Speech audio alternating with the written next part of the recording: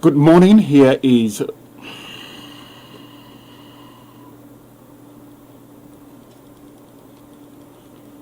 Good morning. Here is the news at 11 on Premier FM 93.5.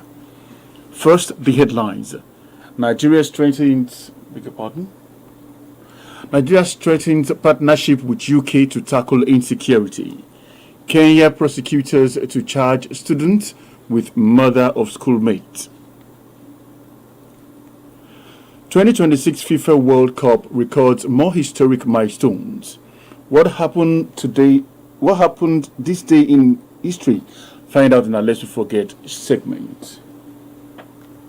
Heart of the matter today is on assessing the recent report of International Monetary Fund (IMF) on the Nigeria economy.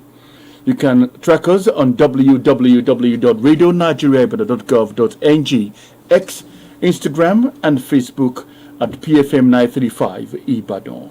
I am Dayo Adenuga. And now to the stories. The National Security Advisor, Malam Nuhu Ribadu, has expressed commitment of the federal government to strengthen security cooperation with the United Kingdom to addressing evolving security challenges. Malam Ribadu made the commitment at the opening of the 4th UK-Nigerian Security and Defence Partnership Dialogue in Abuja. The National Security Advisor described the partnership as a vital component of the strategic relationship between both countries, anchored on mutual trust, shared interest, and a commitment to peace, stability, and prosperity.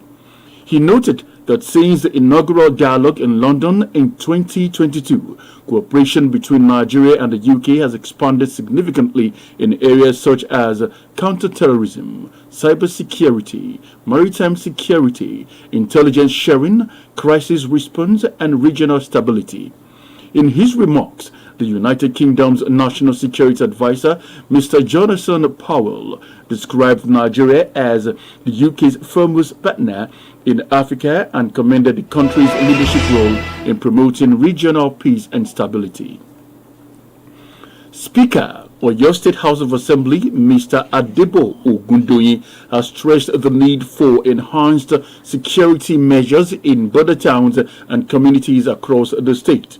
The Speaker made the submission during a strategic security meeting with the Commissioner of Police, Oyo State Command, Mr. Abimbola Olubenga, at the police headquarters, Eleyele, Ibadan. Mr. Ogundoyin, who noted that many criminal elements often exploit porous borders and remote areas to carry out kidnapping and other criminal activities, stressed the importance of strengthening intelligence gathering, increasing patrol operations, and sustaining proactive policing strategies to safeguard lives and property, especially in vulnerable communities.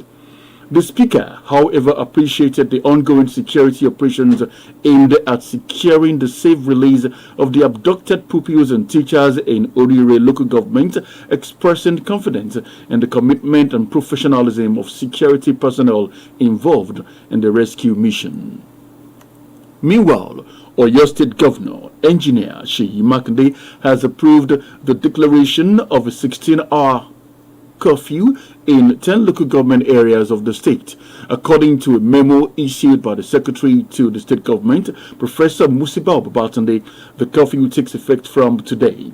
The curfew, which is between 4 o'clock in the evening and 8 o'clock in the morning, affects local government areas bordering the Old Oyo National Park. The affected local government areas are Orire, Orilokwe, Irekpo, Shaki West, and Shaki East.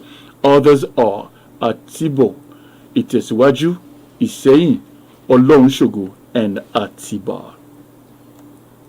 Burial arrangement for a veteran journalist and former staff of Radio Nigeria Corporation of Nigeria, Omoba Ebenezer Olufemi Bobade, begins tomorrow with service of songs at his residence, number 6, Iriwolede Zone, Agbofieti Akbata, Ibadan, at 5 o'clock in the evening. According to a statement by the family, a funeral service will hold on Monday at All Souls Rest Park Chapel on Ologuneru, Idoerua Road, at 10 o'clock in the morning, while interment follows immediately after the service. The thoroughbred editor and reporter, who was popularly referred to as Femi Bobade, joined the services of the Federal Radio Corporation of Nigeria as a clerk on the 21st of January 1980 and rose through the ranks to become manager news at FRCN headquarters Radio House, Abuja, capping his career as the State House correspondent from 2012 till his retirement in 2015. Omoba Bobade, aged 64 years, died on 22nd of last month, and he is survived by wife, children, and grandchildren. Similarly, the Christian Week for Mrs. Olukemi Olubumi Oshotoye will hold tomorrow at her residence in Bagudu, Akobo, Ojiori, Ibadan at 4 o'clock in the evening. According to a statement by her family, Mrs. Oshotoye's body will be laid to rest in her residence on Friday following a Celestial Church service. Mrs. Oshotoye, who died at the age of 62, was a retired staff of the Ministry of Defense, Abuja. She is survived by her husband, who is a former staff of Federal Radio Corporation of Nigeria, FRCN, Mr. Shola Oshotoye, and children. You're on to the news at 11 on Premier FM 93.5 from the stable of Radio Nigeria. This day in 1923, Herbert Macaulay founded the first Nigerian political party, the Nigerian National Democratic Party, NNDP. Now to the rest of the news. Kenya prosecutor says they are preparing to charge several students with the murder of their schoolmates following a suspected school arson attack last month. 16 pupils aged between 15 and 18 years died and dozens more were injured when a fire broke out in a dormitory at Utumushi Girls' School in Gigi, northwest of capital Nairobi. 8 students were later arrested after police said they may have been involved in starting the fire by setting mattresses alight near an exit.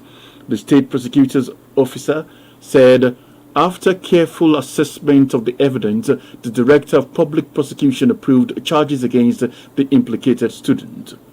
And now sport.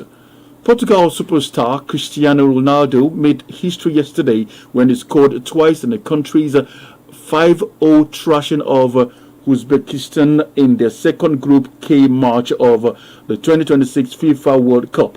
Ronaldo became the first player to score in 6 different World Cup tournaments and also the oldest player to score a brace in the World Cup. In other matches played, England and Ghana settled for a goalless draw. Colombia booked their place in the round of 32 with a 1-0 victory over Democratic Republic of Congo, while Croatia beat Panama 1-0. Today, Switzerland will take on Canada, Bosnia and Herzegovina will tackle Qatar, Morocco battle Haiti, while Scotland will lock horns with Brazil. Security is everyone's business. If you see something, say something. Heart of the matter today is on assessing the recent report of the International Monetary Fund, IMF, on Nigeria economy. It is written by Fauzia Kajim of our Current Affairs Unit. International Monetary Fund, IMF, in its latest assessment of Nigeria's economy acknowledges the bold reforms which have significantly improved macroeconomic stability and investor confidence, but warns that severe poverty and food insecurity continues to distress millions of citizens. This assessment has brought into limelight the reality that millions of Nigerians live with every day. While the government boasts of the country's macroeconomic indicators showing signs of improvement, yet poverty, hunger, and economic hardship remain widespread.